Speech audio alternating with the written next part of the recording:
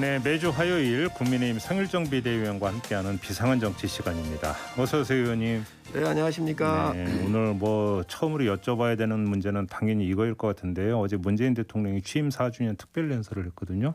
일단 총평부터 좀 부탁드릴게요. 대통령이 지금 국가를 이끌고 계신데 현실과 굉장히 괴리된 상태로 국가를 운영하시는 거 아닌가 그런 생각을 했습니다. 현실과 상당히 괴리되어 있는 것 같다. 좀 더 구체적으로 설명을 해주신다면. 우선 그 현안을 이렇게 말씀을 하셨잖아요. 예. 그런데 우선 백신 보니까 말씀을 하시는데 차질 없이 잘 진행되고 있다 그랬는데 정말 그런가요?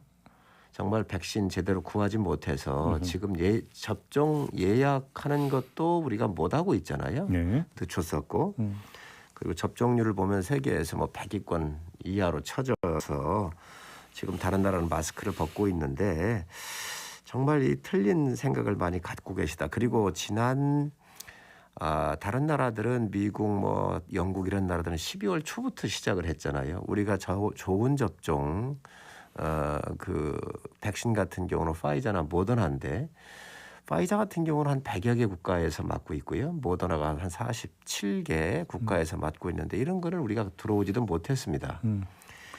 그래서 그동안 한 5, 6개월 동안 다른 나라로 뒤졌기 때문에 이 경제적 내수 문제를 어떻게 할 것인가 굉장히 피해를 많이 봤는데 이런 부분들에 대해서 좀 너무 괴리가 크다는 느낌을 들었고요. 경제 문제도 OECD 국가 중 가장 빠르게 위기 전 수준으로 회복되고 있다 그랬는데 수출은 외국이 지금 현재 백신을 백신 접종을 통해서 경기가 폭발하고 있으니까 수출은 좀 잘 돼요. 저희가 이 수출이 잘 되고 있는 몇 가지 제품에 의해서 나오는 착시 현상인데 실질적으로 내수에서 보면은 자영업하시는 분들 다 폐업하거나 지금 길거리에 나앉아 있는 이런 상황은 또 어떻게 할 것이며 10%가 넘는 이 실업률, 청년 실업률 같은 경우를 좀 제대로 파악하고 계신지 조금 좀 걱정이 됐습니다. 또 인사검증에서도 실패한 게 아니다 그러셨거든요. 그건 좀 이따 따로 여쭤보도록 하고 지금 백신 얘기 관련해서 하나만 좀 그럼 보충 질문을 좀 드리고 싶은데 문재인 대통령은 원래 11월에 집단 면역을 달성한다라는 계획을 앞당긴다. 이런 이야기를 어제 하지 않았습니까? 그러면 그런 것도 허장성세다 이렇게 평가를 하시는 겁니까? 우리가 그걸 봐야죠.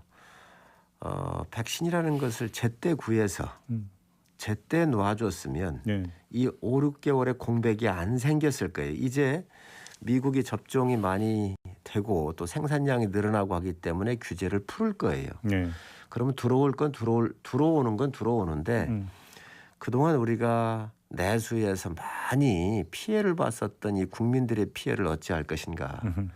미국 같은 경우는 벌써 폭발을 경기가 해버렸잖아요. 5% 6% 성장을 하고 있잖아요.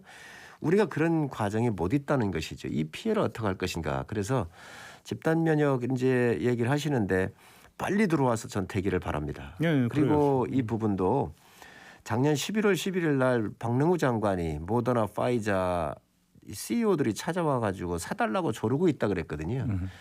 그래서 우리가 깎고 있다, 바게닝하고 있다 그랬어요. 그거 다 거짓말이었거든요. 가짜 뉴스였거든요. 그렇기 때문에 이제 와서 지금 서두르고 막 이랬는데 그거라도 다행입니다. 그래서 하여튼 빠른 시간 내에 빨리 접종할 수 있도록 또 알겠습니다. 외국이 좀 풀리고 있으니까 정부가 좀 속도를 좀 내주시기를 바랍니다. 집단 면역 달성 시점이 조금이라도 빨라지는 것은 이제 그 급선무이니까 그렇게 좀 봐야 될 것 같고요. 지금 그 장관 이른바 국민의힘에 의해서 이제 부적격자로 이제 규정됐던 3명에 대해서 문재인 대통령은 검증 실패가 아니라고 이야기를 하면서 오히려 인사청문 제도를 제기를 했습니다. 어떻게 받아들이십니까?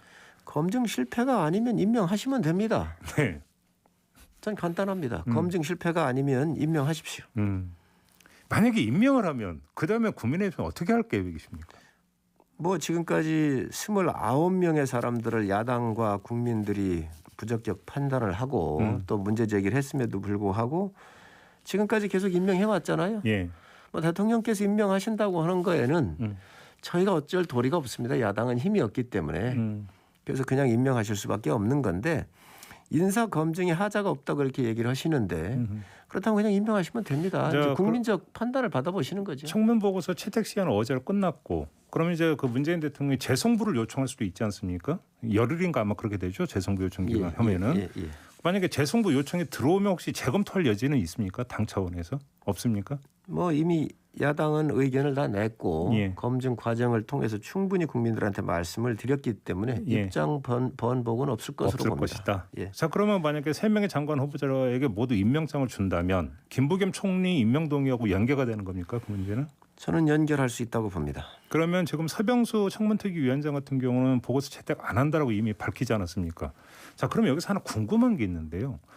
청문특위 위원장이 청문 보고서 채택을 안 하게 되면은 여당 단독으로 청문 보고서를 채택할 수 있습니까? 없습니까? 어떻게 되는 겁니까? 절차상? 저는 그냥 여당이 그냥 그 해서 밀어붙일 거로 보여집니다. 아, 그냥 그 단독으로, 예, 단독으로 할 거로 생각합니다. 위원장이 그 진행을 안 해도 청문 보고서는 채택을 할 수 있는 뭐 겁니까? 대통령께서 하시면 하실 수 있다고 생각을 합니다. 그래요. 네. 결국은 이제 그런 수순으로 갈 거라고 전망을 하시는 거고.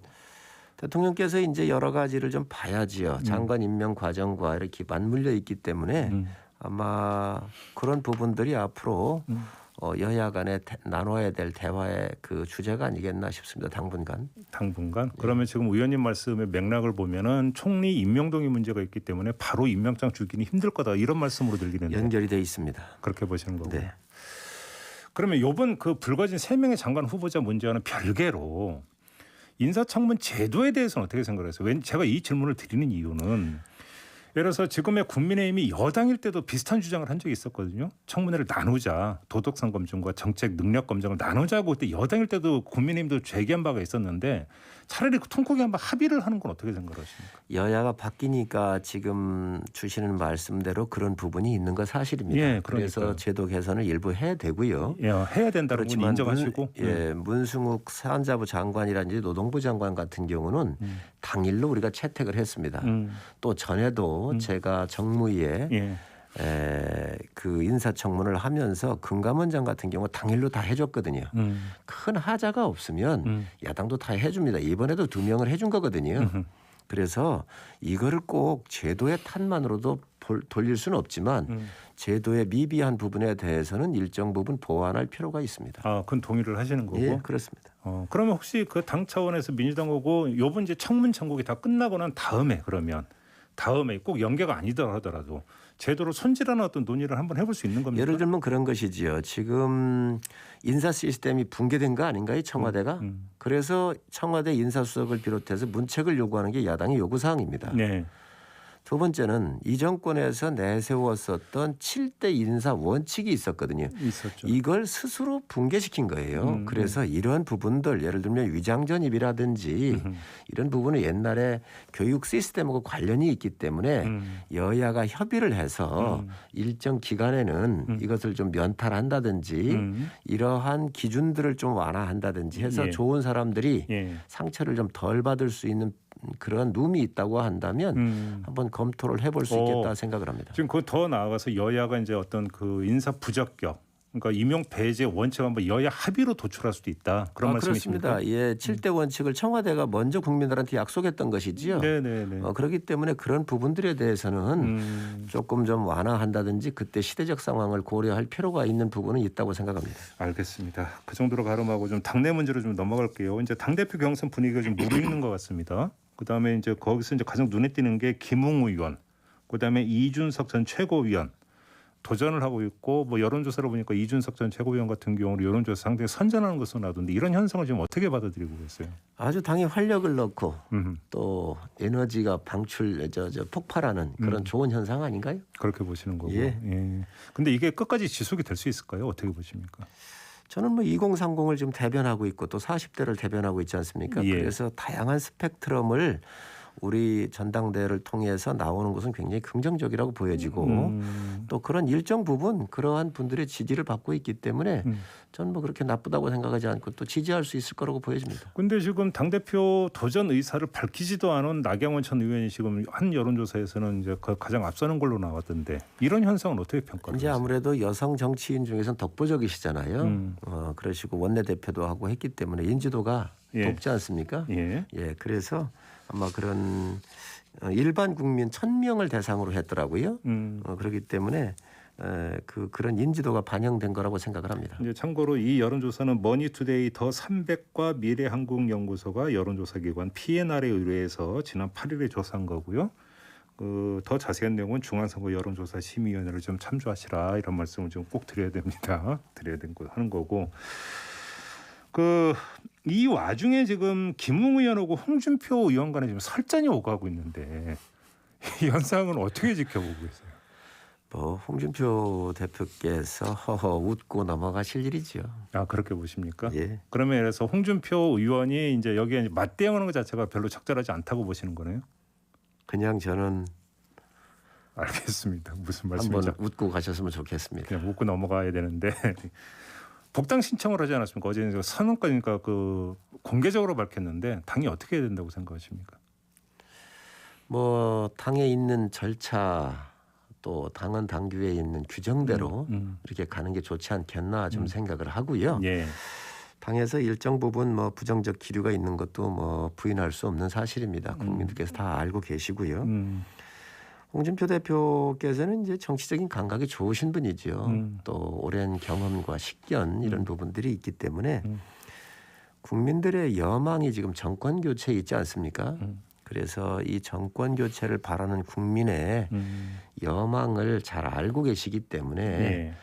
어떤 역할을 해야 되는 것인지 아마 진지한 고민을 하고 계실 거로 생각을 합니다. 거기에 상당히 좀 많은 의미가 담겨 있는 말씀이신 것 같은데 알겠습니다. 어떤 말씀인지는 좀 대충 전달이 된 것 같고 이번 당대표의 역할은 아무래도 이제 대선을 준비하면서 근데 단순히 실무 관리가 아니라 야권 재편을 어떻게 이뤄낼 것이냐 아주 상당히 이제 막중한 임무를 띠고 있는 거라고 봐야 되지 않겠습니까?